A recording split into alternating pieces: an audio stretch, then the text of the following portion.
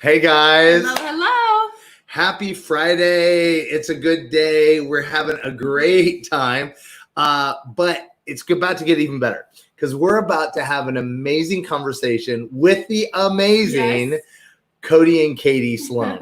And if you don't know them, you are in for just to have your mind blown. Yes. Sorry, it's just going to happen. Strap awesome. your brain on. No, Katie is an amazing Aussie. And Coty is an amazing Michigander / Irish guy. And so some of that will probably come out in the story, but they are an amazingly creative, passionate couple that carry gifts in graphic arts, in worship, in yoga, in so many different areas, and wherever they go, they bring Jesus. And so we want to invite them to share their hearts with you. All right. So, hey, Katie and Coty, let's bring you in. Hey, guys. Hello.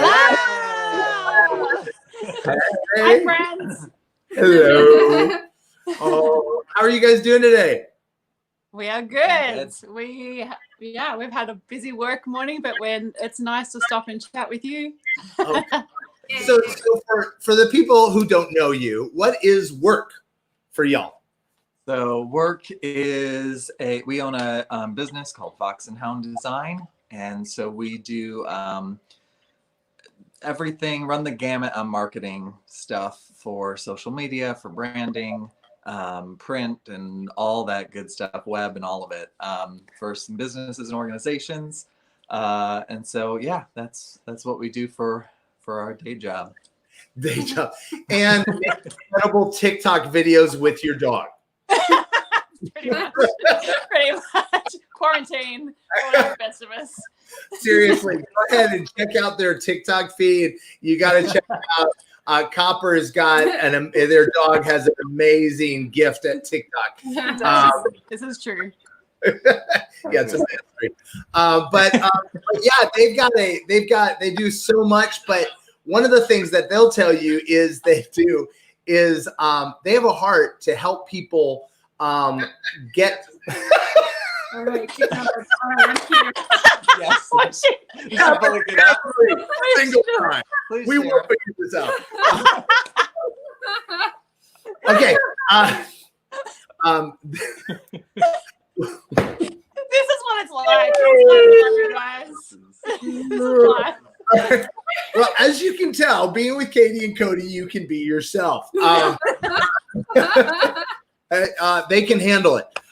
No, I was going to say, one of the things I love that you guys carry is the ability to drill into people's real heart, real vision, real mission, and get behind them with the tools you guys have. And but part of that comes from your incredibly diverse backgrounds. So can you guys tell us a little bit about your individual stories? Put them on the spot. I didn't know I was going to ask it. Anything. Well, so are you from planet Earth? No. Okay. So born and raised in Australia, and I just love how you said Aussies before. Most Americans see you say Aussies. I love it. Australia or Aussies. Yes. So born and bred. So she grew up in Australia. Oh, that's So they grow. So they grow big zucchinis there. That's what we should take away from this. I was a proud vegetable grower by the age of 8. Sold it on the streets. Sold it on the streets for $10 a pop. No, that's not my story. So just born and raised in Australia, and wasn't always a Christian. Became a Christian around 22. Came out of a really hairy background, and met Jesus and felt loved for the first time in my life, and everything changed. And then went on another big journey through that, but that's in a very small nutshell. What, that was impressive. There's a lot of story to know, and so that's the teaser. You need to get to know Katie. How about you? How about you, Coty? Yeah, so born and raised in Grand Haven, Michigan. at the age of 20, I left, went to Christ for the Nations Institute. From there, began traveling, doing music for a good chunk of my life, and then settled into the space of running tours to Ireland and doing graphic design work. And and that's now what I mean. And when we got married, like that whole thing transformed too. And everything is still transforming. But yeah, grew up in a Christian environment and got saved at the age of 8 and came to really know who Jesus was a lot better at age 20. Still on the journey. Come on. Now, when you say worship, do you worship? Are you talking like on the accordion? Are you talking to tambourine? Yes. Tambourine. Here's the thing, I wish I could actually say yes to that. Like be one of those. Like, yeah, I play all instruments. No, I play violin and I sing, and that's been the two things I've done musically for pretty much the majority of my life. Mm-hmm. Yeah, so if you Google Coty Sloan music, it will pull up Melodies in the Spirit. It will pull up Anchor of Hope, a couple of his albums. And seriously, Katie can attest to how awesome they are. So tell how you got connected with his music. So I wanted to say that you heard his music before you actually saw the guy, right? Yes. So I was literally his biggest fan for about 7 years. And I just at the time I was doing psychology in a high school and had a lot of students with a lot of issues, and sometimes that's not in words, it's just in being present, and I found through music. And so I started playing his albums, Melodies of the Spirit, in my office, and students started getting delivered of their stuff. And this is a secular school. Yeah, and it was just like they would sleep for the first time in 10 years or 5 years, or just come back anyways. And then it impacted me in my personal life in a huge way. So I had his music on at the office, at home, in my car, and it just got me through a really dark season at one point. And I just thought it was time just to reach out and just say he needs to know how much of effect his music's had on my life and others. Wow. So I emailed him at the time, and I didn't really know who he was, and I was with someone else, so I didn't think anything of it other than this is a pure outreach to say thank you. And after that, he added me on Facebook and Instagram, and we became very distant Instagram and Facebook friends for years. Mm-hmm. Still his biggest fan. And then he started running these tours to Ireland, Scotland and Wales. And I was at a point where I felt like I needed a sabbatical in life, just needed a break. And he ran this competition to win $1,500 or $1,700 off one of the tours. So I entered it the night before and I won.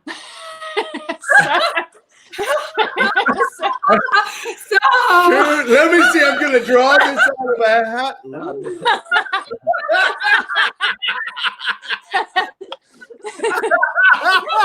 Yes. So it's just like, oh, wow. Random number selector. Yeah. So is it Katie or Katie? I'm just not sure. Oh my gosh, that's awesome. Wow. Yeah. So then we finally met in actually before we went on the tour, he called me to talk about the trip details, and we ended up talking for 2 hours and nothing about the trip. And so and then just began this friendship, started blossoming 3 months before the Ireland trip, and we ended up getting really close. And then he asked me out in Ireland on top of a castle in Tipperary. Oh, Oh, God, gang. When in Rome. Yeah. And and then we started dating officially in Ireland, got engaged in Australia, and got married in the United States. There we go. wow, what an international romance. Yes. And last year at Christmas time ruined all other men's options for wowing their brides by taking Katie on a 3-week tour of Europe's finest. Yeah, it was one of those. I think we needed to do a Facebook break just so I had a chance. Yeah, exactly. No, seriously, awesome, No, awesome. But So you did great, baby. I did. Yeah. Oh. Oh, she loves me. She Love loves me. Anyway, back to our regularly scheduled. But no, but one of the things I love about you guys is, if anybody hasn't picked up on it already, you guys are fun. You're fun to be with. You draw people in. There's just so much warmth and vitality and joy in you guys, and people just love to be around you. And that's no more than, it's been so evident in this season as we've been meeting in tables. And for those of you who don't know what a table is, it's this round thing of wood. No, I know a table in this season, what we're calling a table is simply every Sunday with that we're, still not able to meet. We gather in houses in small numbers to around the Sunday gathering online as a watch party. And then we party afterwards in various ways, whether highly spiritual and not so spiritual. And y'all, every time you guys host a party, it's the invite that everybody's looking for. I've heard people selling yours for like thousands of dollars online. No, but seriously, tell us about your heart for in that whole space of homes and encountering people and all that. I think a large part of it is just about community. Like, we are so big on from our own experience and understanding of need of community, but also being able to invest into community. And I think it's just, what better way to do it than sitting around a table eating food? So, but also in the same sense, like, not having it just for friends, like, people that we know super, super well. Like, it's an opportunity just to get to know people that we might not know that well, or even strangers. Yeah. Even just because there's so many people out there, and especially in the time of what we've just been going through with quarantine and everything. I heard something really disturbing the other day, that the COVID-19 cases haven't gone up in hospitals, but suicide attempts have. Yep. And it just devastated me. It literally just made me bawl. I was just like, I don't understand this. And, what's a small part that we can play? And so when the idea of tables came up with Arise, it was just an open opportunity for us to be able to maybe do something small in that space. So, yeah. But I know when Masha had the vision of tables, of this idea of fire falling on tables and revival coming out of tables almost a year ago, I know she shared it with you, and you guys caught fire then. Well, it felt like at the same time the Holy Spirit was showing you something very similar, right? And you guys, we were talking about it like a year ago, right? Yeah, we were, and it was crazy how it all, like, it was almost exactly the same. Like, I just wanted to see people eat together, like in our homes, because we all get so busy and just stuff when life happens, and we just didn't prioritize, time around the table eating together, and it was just always around other things, and you just couldn't get as close. And so then when we caught up and you said, I've got this vision, and I feel like it's just people sitting around tables and eating together and having it being part of the church. And I was like, oh my gosh, yes. So, it was just amazing. And now we're finding ourselves walking into that season. Yeah. We've been able to sneak in on a few of yours, and don't tell anybody. And, and one of the things I've been fascinated is every single time seems different. Every single time. Why do you think? And it's been a different group of people pretty much, right? Yeah. What makes each time different? Because I've noticed some people are more like rule followers. They're like, what am I supposed to be doing? And I don't get that from you. That's kind of true. Kind of true. A little bit true. A little bit. A little bit. Yeah, I think, so there's a sign, like a decorative sign we have in our dining room. And I don't even know how many years ago I bought it.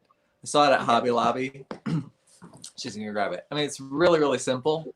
And it just says, like, they broke bread together and 8, together glad with sincere hearts. I love it. Wow. And so even in like a season for me before like Katie was even here and before we even really knew each other, like I had this sign and I was living in like extreme isolation. Wow. Like, but like the heart of the Lord on like what happens when you're together in a real life around the table, sharing life together situation, I would argue sometimes ends up being more valuable than what happens collectively amongst 500 people in a church building, because it's like where rubber meets the road and where heart connects to heart, and you actually get to know and experience the life and the story of another person. And I just think like Jesus had that like in a very routine part of his life with some extremely close friends. And he had that on a very regular basis. You know, and so I think like we've just collectively turned a blind eye to the power of what happens in our homes, and we get to experience it, because to me it's like I love like getting to worship. I love when we get to do the prophetic, and I love when we get to play a game, and I love that we get to laugh till we cry. Like, you know, and because it's all like expressions of his joy and his love and his intended connectedness for all of us, you know. That's it. And I feel like so much, I mean, it's not just getting together, right? It's like getting together with purpose and with this expectation of really opening our hearts, right? Connecting. Because we'll have to events and things where you just show up and then you just like a cocktail party, and it's like small talk, you know, and it's like, oh my God, we do so much of that. I mean, it's better than nothing, right? Yeah. But I feel like just all of our collective heart with these tables is to build a space where people can truly show up and connect intensely and vulnerably, right? But that doesn't mean to be religious. Yes. Because I think this idea that the only way you can show up is if you have a scripture verse and a testimony. That might be part of it, but it's much more about showing up vulnerably. And being real and showing up with your real stuff, I feel. Yep, absolutely, 100%. And I think that's where we grow. Because it's like, if you don't have a chance to be vulnerable with people or really get to process your life, like for me, I'm a verbal processor, as you guys both know, and my husband. And so I need community. Like I need close friends to grow in a healthy way. Like there's nothing worse for me than getting into isolation, because it's just the beginning of deception. Like, you know, and so yes, from a personality like my own, I need community and I need close friends, and we both know like what it's like to not have that. Like we've both been through seasons of life where we have painfully had like really lonely times, and just the effect that it had on us, and it wasn't good. And so to be able to create a space now in our home, like to open it up for people to come and be fully themselves, like, you know, if you've had a crappy day, just tell us, like, you know, or just like, or if you've had something amazing happen and you've been shy to share it, like, tell us, we want to celebrate with you. Whatever it is, it's just real life. And I think that's where we grow. And I think that's how we get closer to God and each other. And I mean, I think like she was just sharing a piece, like I remember a season of my life where I got very good at never telling anybody anything good that happened to me. Because it came with baggage. It came with jealousy. It came with strife. It came with, you know, just all this added stuff. And so, and it on my whole journey, like it was already like I already had problems with vulnerability. And the second like I started putting the pieces together, my successes are mine alone. Like those can't be shared. So that was the next thing, like that, you know. And so it's like just different pieces of your life all of a sudden, you know. I think a lot of people find themselves in the place where like when you can't just be, you don't have really anywhere to go. Like, you know, if you can't just, if your presence isn't enough, without coming with a charged word, or without coming with a bank account that's really, really solid, or without coming with all your ducks in a row, or a marriage that's lasted 40 years. Like the litmus test of what we consider the hierarchical success points, you know, you just slowly, you just slowly become, you know, you slowly find yourself slipping from the center of perceived success into the outer banks of this, you know, lonely, quiet place. And it just gets easier. It gets easier to, you know, retreat, and it gets easier to live a recluse existence. And we're just like, even, you know, in our own season, even with where we're at, even with where you're at, with every table host, wherever they're at, it's bucking against that very thing that would seek to rip everybody to the outer rim and pull them closer into the center. I mean, that's certainly like our heart's desire, is just, you know. So you have just dug into just something that we gotta get at this. So I want to come at this from two different directions, because I feel like you can speak to both y'all. One is, how do you, let's first tack it from the standpoint as leading a table or opening your home. Let's not make it overly religious. By inviting people into your home, how do you create the safety or signal to people that you can do this? Because a lot of times we've all found places where you're like, I'm going to share. Okay, no, I'm not. Well, I feel like it's an intentional building of atmosphere. I feel like, let's hash it out. That's good. That's good. I don't know if we are really aware of it, to be honest. Like I feel like it's just us being real ourselves. Like if we can show up being real first, you know, if, you know, we've had a bad day or we've had something exciting happen, or just not afraid to reveal, you know, what's actually happening here and here. And I think that that's just the invitation. Like vulnerability is a gift that you give to others to open up themselves. It's, I think it starts with us, you know, and then it flows from there. I think for me, part of it, like I love hospitality stuff so much. Yes. And I have found no greater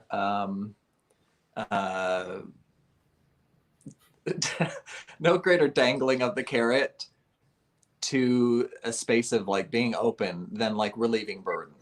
So like if like in my head, because I know how I operate, if we're going to cook a meal and we're going to plan maybe a couple little things, you know, and the person showing up knows that they're bringing them and that's it. Like, I mean, and this kind of goes to like the, you know, we've had conversations together about the lost art of dinner parties. You know, the whole intent of that is just to be like, just bring yourself, you know. I mean, so I'm just talking from like a practical aspect to like, you know, how we rearranged our living room, how we, I mean, you know, just to facilitate us all sitting around together, you know, that's not anything. You had it broken in zones. So we had it like the couches were like L'd off together, and there was like, and then there's a separate, like, so just opening up the space to allow for, so you know, push the couches to the wall now, and they kind of stay like that now. So it's just, I know we're touching like on both spiritual and practical, but I think like a lot of these two things, like they merge together, because you can have great intent, you know, but all the signals that somebody who doesn't know you would read say,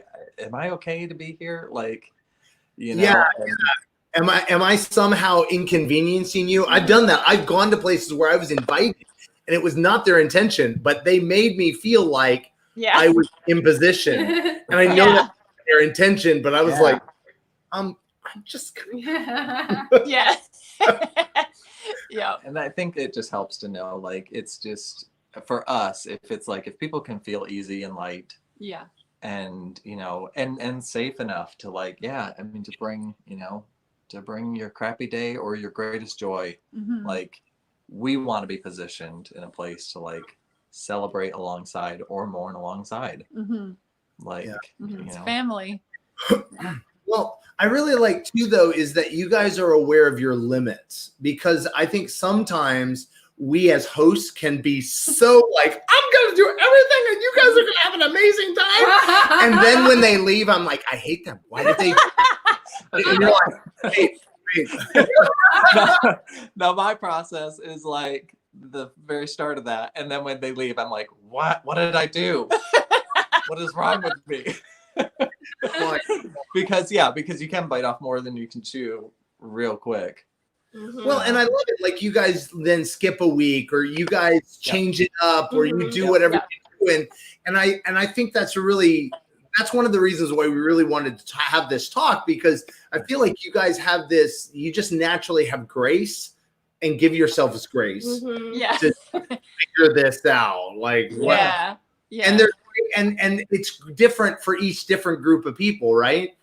Like what they can get, what, you know, sometimes you have a bunch of introverts and, you know, it's not going to be a barrel of monkeys. It's going to be deep conversation. And other times it's going to be like, and like, Jesus, is there Jesus? I don't know. Well, we have come up with strategy. I feel like the last time we talked to is that having 2 different zones for, like, for example, for people who just want to keep on talking, and for people, for example, who want to engage with the service, you know, home, having the foyer and the sanctuary or whatever, just different zones. But I would even say I noticed it in your home. It happened anyway. Then afterwards, the quiet talkers were over here, and the was over here.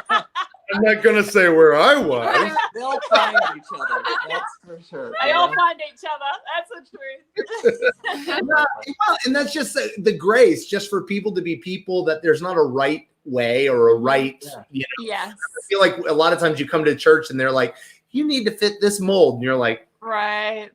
Yeah. But let me put a question around. So I feel like you've hit on this, because there is a hosting portion of this. But there's also, how do you, if you've learned that you are not enough, right? You've learned from life that nobody wants to hear about either your crap or about your success. How do you find the courage? How do you begin to show up in these kinds of environments? It's a really good question. I don't know if I know the answer. Got any thoughts? I mean, it's my hope that allowing grace to come in to create a space that's safe reproduces itself. Yeah. You know what I'm saying? Like, I mean, because I don't know that I know the answer to that. And I feel like I'm still learning how to do that. You know, so, but at least the win, the collective win, is that if someone came into our home and felt safe enough to be them, that has got to touch something that's true on the inside. And hopefully that will replicate itself in some form and just in their own life. Even if it's not in the living room that day we were all meeting, but maybe it was later that week with someone they really know well and they really trust. Like, maybe it just like creates an atmosphere where all of a sudden all of us begin to feel like we can open up, like we can just be real, like we can be vulnerable, because I don't want to like be dismissive to people who are carrying heavy loads and have no path on how to get to a place of vulnerability. Like, it's enough if you're just sitting in the midst of it. Come on. You know, like, it's enough that you endured being a part of it and connected with everybody. Like, it doesn't have to be like, you know, the hour of power where everybody's bleeding all over the place and we're just like, you know, just. Hey, you shared your deepest wound yet. I mean, you know, there's like a pressure that comes with that says like, you have to, like, you know, if we're doing this, you need to do it. And it's like, we need a level 9. Now it can tell us your level 10 trauma. Yeah, give us your trauma 1 to 10. If it's not above an 8, we don't want to hear it. I'm so sorry, your trauma doesn't qualify. Not for today's conversation. So, oh my gosh. I think, like, I honestly think some of the best times of healing in my life, especially back in Australia, in my most broken seasons, was when I came into communities where they just embraced who I was, loved me where I was at, where I didn't feel confident to share or speak up or anything. But slowly, bit by bit, the more I was convinced that they actually did have my back, that they actually did care, and that they were genuine, the trueness of who I am, my real self, started to come forward. So not being afraid to hold back anymore, not being afraid to share the good or the bad, just confident that I was loved, confident that I was in a solid community of people that really cared, and they were continually there. And that just brought me out of myself and just brought so much healing, you know? And I think some of the most powerful healing times I've ever had has been in church community and family. Like, it's just been phenomenal. Wow. Mm-hmm. Yeah, the opportunity is there for all of us. Like, whether we, especially in this season. Yes. Irregardless of what it looks like. And it might not be that you're in a house with 10 people right now. It might be that you're on a Zoom call, you're on but the opportunity is there for us. And I think it's just like, what's the beauty of having a table, if not for like the hope that something's being stirred? Yeah. Because it's like, I'm not looking for the evidence to be like we were talking about, like either that, man, that we just got back 10 out of 10 ratings, like 5 stars, like hospitality front, all there. Like, you can create for yourself a checklist that defines that as success, but like, am I getting to know you? Yeah. Like, and because I don't expect someone who I don't know or Katie doesn't know to show up at our house and all of a sudden be like, here's everything. Yeah. That's built like that. Requires time. Trust, and that requires like, an openness to vulnerability and a whole lot of other stuff. But like, I think it's just being conscious and being aware of what the end goal is. Like, what's the end game? Because it's rarely the day. Like, it's rarely the 3 hours we sat down together. Like, that's not the end game of these tables, and that's not the end game of like, why we meet, or why we collectively we meet, like in a church building. Like, it's not just for the sake of the meeting. It's not just for the sake of hanging out. Like, what's being built on the inside of all of us. Yeah. And I think, sorry, baby, did you finish? No, you're going. I was just going to say, it's a scripture that just immediately came to my mind, not to get like, I was just like, I'm going to open my Bible. No, it just literally just came to my mind. Like a couple of things, like it's the kindness of God that leads to repentance, and something about unity. God commands a unity. God commands a blessing where there's unity, and like, they'll know you are mine by the way you love one another. And so it's just like all of these things that tie into around the only way that true unity happens is if we really get to know each other beyond a Sunday. And create family. And there's been so many prophetic words over the last 2 to 5 years about revival happening in family around the dinner table. Come on. So I want to can we jump before we get to that? I'm thinking, look at her, so much to say. What I want to say with that is, just to reiterate what you were all saying is, it's both sides, right? It's making vulnerability safe, but then it's being brave enough to be vulnerable. And I'll just say, for me, I went through a really hard time in my 20s, really bad stuff, not really wanting to share with anybody, but I would go to all these parties where it's like, but I was always looking for one person. And it's not necessarily the group, right? It's, can I make one connection with one person who I can be real with?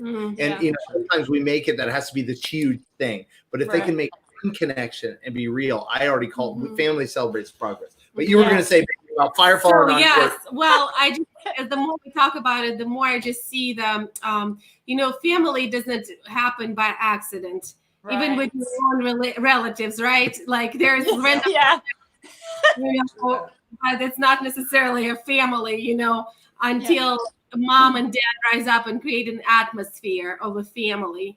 Right. And what the Lord is training in this season, and with the table leaders and with people opening up their homes, is this whole thing. How do you become mom and dad in an environment and make the atmosphere where people can be safe and seen and celebrate it, and Yes. like it really takes a mother and father heart, right? Yeah. That's why Yeah. it's family. It takes all these people to include and to build.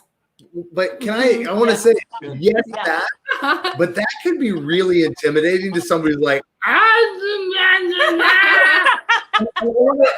want to speak to that, is to somebody who's like, I do want to be part of a vulnerable community. I don't have anything around me. I want to make that happen. I'm kind of really scared about this idea of bringing random people into my home, or whatever that is, like I'm scared of rejection. What if nobody comes? Or I'm scared of they come and I don't know. Eat all my food. Yeah, or the unknown, like, and they come and everybody just sits and stares at each other, and it's horrible. Like how what would you say to people who might be afraid? You can't eliminate risk. Yeah. Whoa. Come on. I mean, because I'm thinking like, okay, so I have like a hospitality gift. I know that. I'm not like, it's not tooting my own horn. But I'm just thinking like, okay, let's say you don't. Mm-hmm. Like you still have to have a path forward. Mm-hmm. Like you still have to have a path to connection. And I've always, there's been this kind of like that just really annoying phrase. Like in this season, and this is just a me thing. In this season, I get triggered. Anytime anybody says, well, this is the new normal. That triggers me in a big way because I'm like, this is not normal and this will not be our normal. But much in that same way, when somebody has said to me, well, you know how they are, that's just the way they are, to excuse something that they're lacking, like if you lack or if you feel like intimidated or lack like in the area of hospitality, get around those who are hospitable. Mm-hmm. Like, take note, like what's happening, So for me, like what I notice about her in the scope of when we're having like a home meeting is she is like absolutely 1000% social networker connector supreme. Yeah, laughing with everybody, talking with everybody, getting everybody's story, and I am usually, I love entering into that, but I'm going to be very mindful about like logistics. Like if everybody's sitting down to have like a heart to heart, I'm probably going to be the one to say, does everybody want tea? Not out of a place of like but I know that facilitates comfort, like that facilitates openness. Like, do I just let the stereo blare away or the TV run if people are having a heart to heart? Like that's the stuff that goes through my mind, because to me the atmosphere facilitates, or adds to or clears the path to actually having something be as meaningful as possible. It takes a Mary and a Martha. Come on. Listen, I said last time we were having it, I said, listen, if she came into the kitchen, I said, just don't mind me. I'm getting my Martha on. It did. It did. Our relationship. I will say. I'm deaf, actually.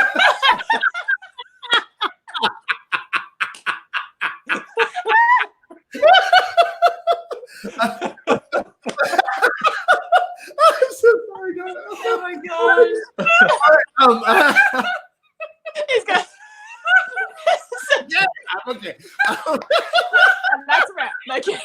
Mary and Martha. So I think we split where we both kind of vacillate back and forth. I tend to be more Martha at times, and you're definitely the social integrator. Go ahead. I was just going to say, sometimes I do feel like it's the capacity for the day, because sometimes he has capacity for a lot of people interaction, and then other days he just doesn't, and I find him more in the kitchen on those days.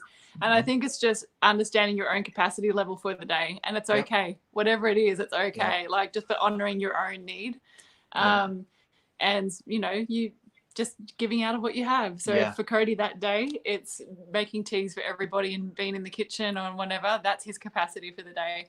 But I've seen like him also not be the Martha and be fully engaged in every conversation. And I'm in the kitchen, like, so I think it goes back and forth. I think it's the day, and I think it's the makeup of the group. Because some groups you just are more wired for. But what I want to encourage people is this whole thing, you don't do it alone. Yeah. Is get other people involved. And sometimes there are couples who are Marthas. So they were with a married couple, right? And the married couple could not pull one of these off to save their lives. I mean, they could do it in the parking lot, right? You know, with no actual detail, right? You know, like, let's just show up. And, but you know, it takes both. True. And I want to speak into real quick, just, I mean, while we're on this topic, because I can imagine somebody who's out there who does not feel like they have a grip in the realm of hospitality may be feeling like this is becoming even a larger hurdle. Like there are plenty of nights where we just had people over and there ain't nothing special happening. Yeah. Like it's sitting around watching a movie and that was it. Yeah. Like, so, I mean, having a table doesn't always necessarily mean an event. Yes. You know, having it doesn't mean like it's this big spectacle. It's just going to like suck your whole day in and your whole weekend into, you know, like sometimes it looks like that. Sometimes the effort that you put in looks like that. Other times it's just, I mean, them showing up and having like some cookies out is like literally all it takes. Sometimes it's like, hey, we got coffee and tea and cookies, and they're like, what? Like, and right there, that's enough to just like, you know. So I just don't want people leaving this conversation with the idea that it has to be grand. It has to be this grandiose thing. Like if you have capacity for that, awesome. If you don't, fine, it's okay. Like, you know, bring what you have. And give it away. So when I was getting the whole word about the tables, I felt like the Lord said, there's so many people sitting there waiting to be invited to a table. But I have actually called them to become moms and dads in this season. And when they're goosebumps. You know, to what you just said, I remember again, when I was going through my hard time, I had some friends, they had poor social skills. I mean, like most people wouldn't say they were odd, but they also had very poor housekeeping skills. Like their place was always a wreck, and they never had even cookies. They knew their house was open to be there, and it was so safe for me. And I felt seen, I felt known, and I feel like a lot of times we in the South, we're like, I don't have enough doilies for this event, and I don't have my jello. And it's like it doesn't. I mean, literally, it's what you said. Being a mom, being a dad. and it doesn't have to be like 10 people. It could be you inviting one person, and you know, a Cece's pizza or whatever. Exactly. Yep. And sometimes, funnily enough, I always find more comfort when people don't feel really uptight about their home. Like if I go to someone's house and they've got kids stuff everywhere or whatever, it just makes me feel part of the family. Like it's just like, I don't care. Okay. I don't care. Like, it's just, you know. I don't feel that they wasted 24 hours stressing about me. That Peter's coming over. Oh, please. And I feel like it's a skill to develop. Just not so much. Well, you know, I want to say this too, and I don't know if you guys have found this, is sometimes if you're not doing well, personally or as a couple, you can feel like I shouldn't be hosting right now.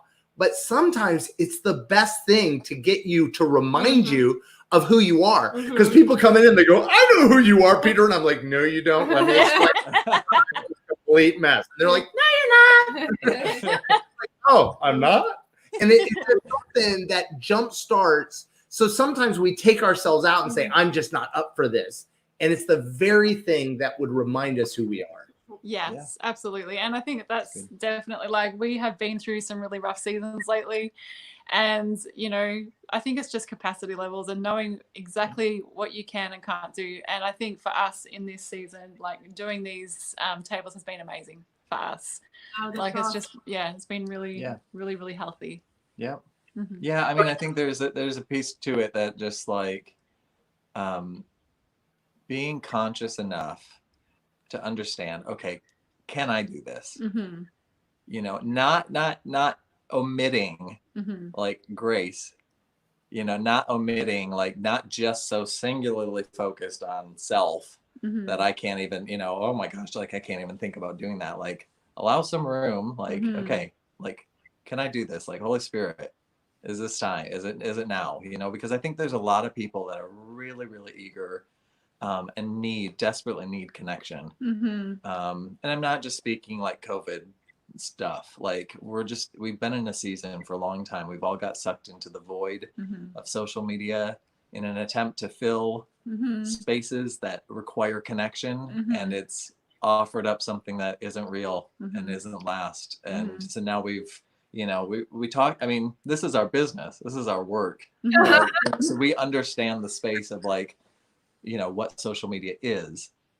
It can be healthy, it can be great, but it can also leave, you know, a pretty big void, specifically in the area of like personal connection. Mm-hmm. You know, and so that's why we always like, I mean, we always encourage our clients, like, go after being a voice. Mm-hmm. Go after recognizing there's a person on the other side of the screen, Mm-hmm. because everybody, including your Facebook friends, are treating you like a customer Mm-hmm. to your point of view or your whatever it is you're selling or whatever it is and everybody feels like they're receiving a sales pitch. Mm-hmm. You know, and it's like, if we've learned anything, like the space we create here Mm-hmm. is the most non-threatening, safe place where everybody can feel like they can just be seen. Yeah. So that brings me back to some of our conversations, Katie, you and I had about the coming harvest. Oh my gosh, don't get me started.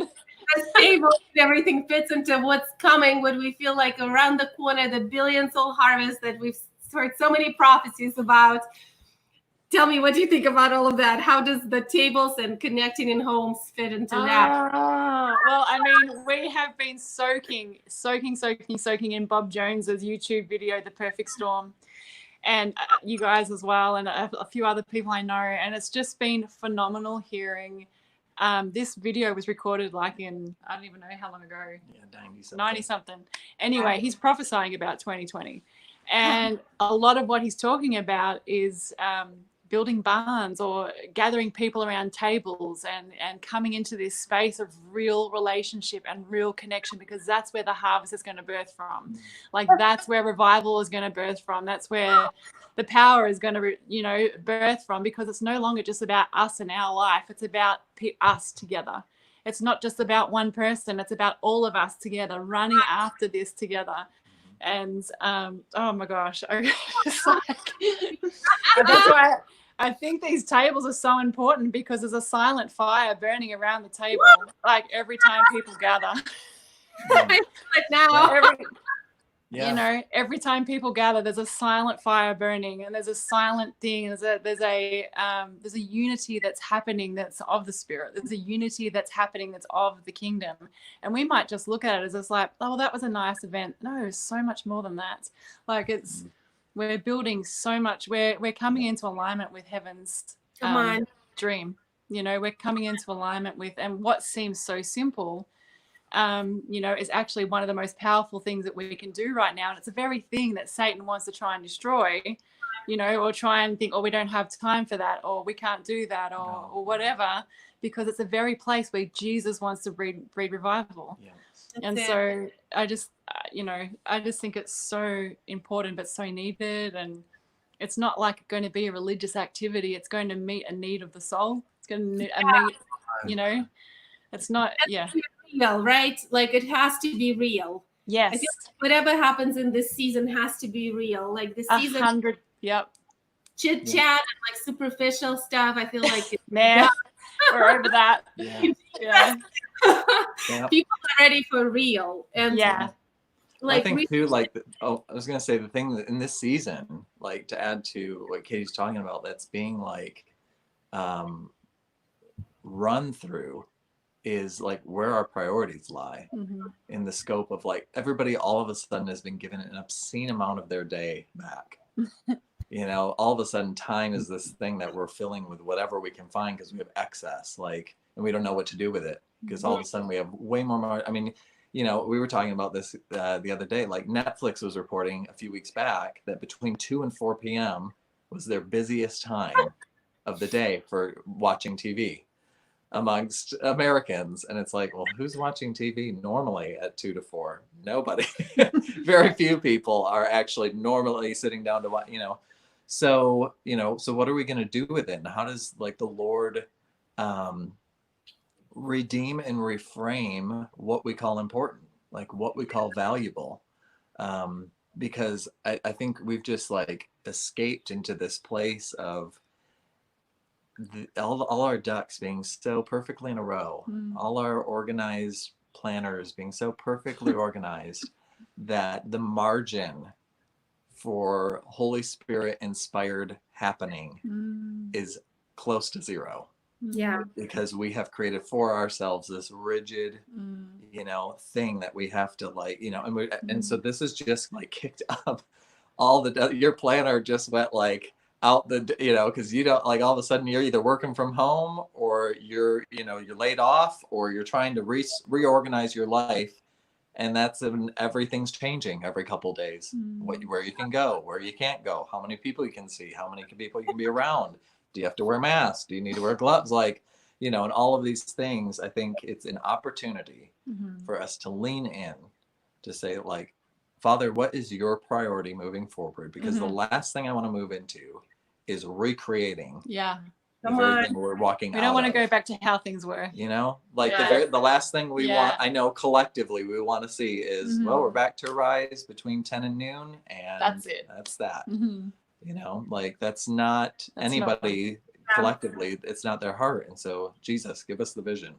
Come on. Well, this is the thing the Lord keeps telling me is, even in my own life, we've told about how we really last January really struggling, and we started doing a 21-day brain detox with Carolyn Leaf. Just 15 minutes? 15 minutes. We were shocked how much 15 minutes each day changed. Wow. One time a week is not going to change anybody. Right. Yeah. But this day in, day out kind of stuff, those day in, day out encounters, interactions with people, that's what changes people. And that's why people they keep going to it's kind of like you have a problem with your engine, and once a week you go to the car wash and drive through, and you come out and I don't know why I'm not better. And I just feel like the where the work gets done isn't in tables, in body. It's like from our conversations, Katie, you've experienced some of that in Australia, right? When you would bring people into the 100%. I think it's like we would maybe sometimes have lunch or dinner. We'd go out or at someone's home, and then just decide to go out on the street for a couple of hours and just wander around, pray for people, or just, ask God to bring people across our path. And every single time, he would bring people that were in need. He would allow us to give prophetic words to people that would really shift their thinking or really shift something so that would create healing. And anyway, and they would end up, just coming to join us for dinner, and just becoming our friend, becoming part of the family. And it was always just such an amazing addition every time. It's just they have something we need. Like every person out there has something that we are lacking. And it's so important, like, that we get more and more connected to find our family, and nobody is a mission. And bring people into the family, right? Because that's always my heart is to bring the harvest in. Like I for that. Like I love the drive-by prophecies and kisses from God, just randomly all over the place. But my question is always, we have seen the harvest that was rotted on the ground in Russia, right? Like people came in, evangelized. Like almost no one made it to the church, right? Yeah.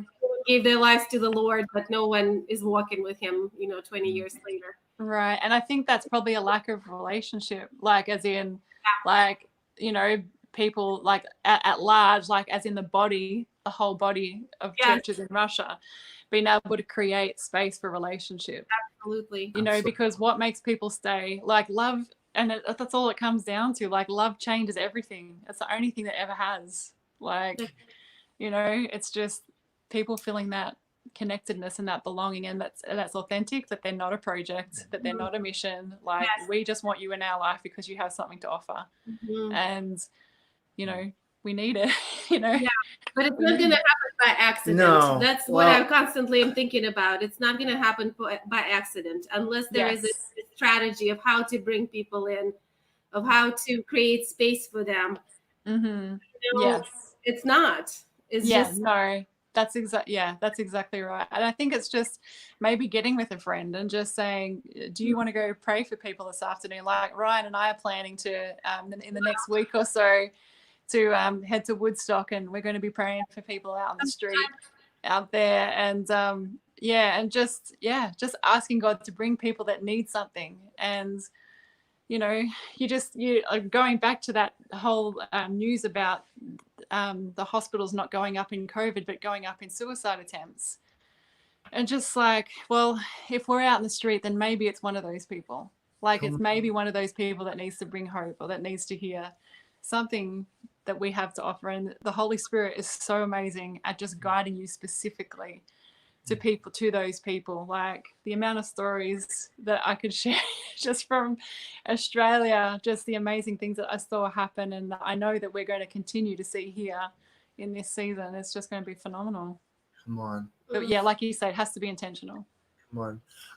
We touched a little bit on this, but I feel like it's almost has to be thought of on the front end is people are messy. Yeah. And vulnerability, another word to say vulnerability is mess. Yeah. And I believe America has become anti-mess. Yeah. We've become fully, no filter. Yeah. Not really. And I feel like one of the things that we have to be willing to is recognize is mess is not a problem unless you make it a problem. Yes. Unless you fail to be a place where it can be dealt with. So right? true. And true. so a lot of times people are looking for, where is it safe for me to be a mess? Not because I want to be a mess, but because I want to get help cleaning up my mess. But if it's not safe for me to be a mess, and so a lot of times people come into these environments, and especially if they really are hurting, they will do a little mess to see, how do you respond? Yeah. Is this a place of legalism? Is this a place where it's safe to be broken? Or is this a place where we're like, or you just medicate me? Or say, hey, I'm here for you. Is there hope for my mess, right? Because I don't want to be a place where it's okay just to be And I can tell you a perfect example of that. And I don't know, I'm probably going to offend someone by saying this. I'm offended already. So offended. But in Australia, there was a church that I was a part of. It was a Christian Surfers Association, and they deliberately had their church right on the mall, like on right where the beach was. And so people were walking past every Sunday. And one Sunday we had this surfer guy walk in, and I'm not sure like where he was at, especially in his mind or anything like that. But anyways, the worship started, and he was just getting so touched by the love of Christ. Like, he just all of a sudden was just getting absolutely met in his heart, and he was bawling and just obviously just getting healing on the spot. And then all of a sudden, out of his mouth, above all the music and everything, he goes, "Jesus, I effing love you, Jesus. You're the best. You're the best effing thing that's effing happened to me. F." Like, and in the beginning, the whole church was like, and then 3 seconds later, everyone's like, "Yeah!" Oh my gosh. Oh, what a promotion. What a beautiful thing. And it was just like, because what we saw was a heart that was true. And that's exactly what the Lord, that's how he treats us in our mess. It's not like, you don't have to be good. You don't have to try and be something to be accepted. You just have to show up yourself in all your mess and language and everything.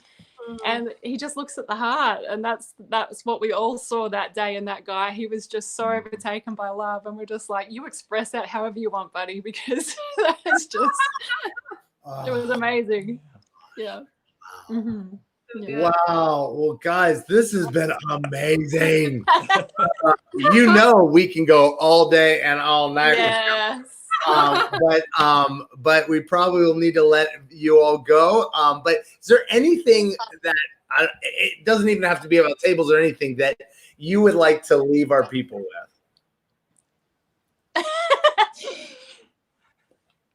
How about we pray? Come I feel like so we'll wrap it up like that. Can I just say something before that? I just want to encourage people to, like, if you have any questions about tables or anything, please feel free to reach out to us.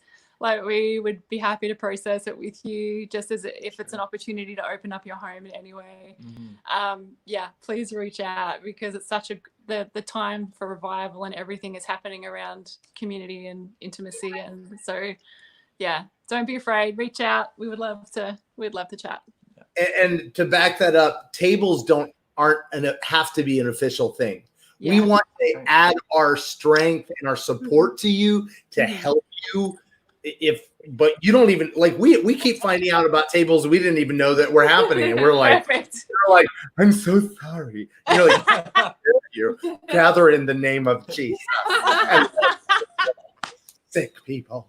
No. But gathered without notifying the head order. No, but this is literally the only reason we're making any structure around it is to give people support if they need it. And so if we can get behind you, or we can just celebrate with you, let us know. But you don't have to tell us anything. Just party with people and Jesus. Masha wants to be part of it. She wants to know where all the parties are. Yeah. That's what it's really. That's it is. We all know. All right. Well, Coty, bring this party down. Break it down. All right, Jesus, we love you, and we thank you that we are in a season ripe with opportunity to get your heart on the matter. Father, we ask right now, just as that man experienced freedom by using the most explicit language he knew to express your love. Father, would you help us to create atmospheres within our homes, within our churches, within our day-to-day lives that gives margin to allow people to be who they are, that says and expresses that you not only are welcome here, you're welcome to be you here. Because we have done a really poor job of it, Father, and we need your heart on the matter. So we just ask that you allow that to resonate in our side of our own hearts today. Lord, give us margin and capacity to process what you're doing right now, and to hear from your voice straight to our ears, straight to our hearts, how we can make adjustments, how we can rip off half the rule book and put in some blank pages for you to write on. Come on. And we just ask all these things, and we seal this time, Father. Thank you for your goodness over our lives. In Jesus' name. Amen. Oh, love you guys so much. Love you. Oh, yeah. It's really good. Oh, if we could send you to the green room, we'll catch up with you in just a minute, but we need to talk about you behind your back. So we love you guys. We'll see. Don't push us out. No. Hey, guys, listen. You like Coty? You like Katie? You want some more?